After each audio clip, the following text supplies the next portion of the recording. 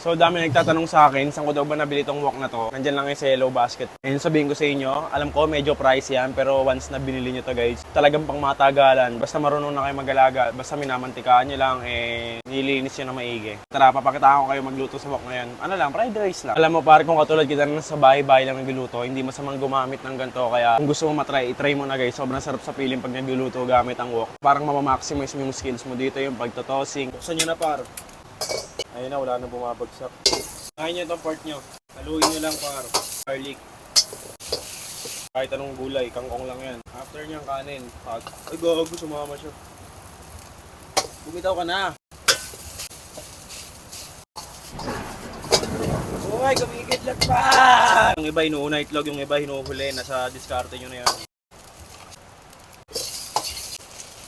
Kahit anong pampalasa na yan pre. Lagyan natin ng konting gochujang.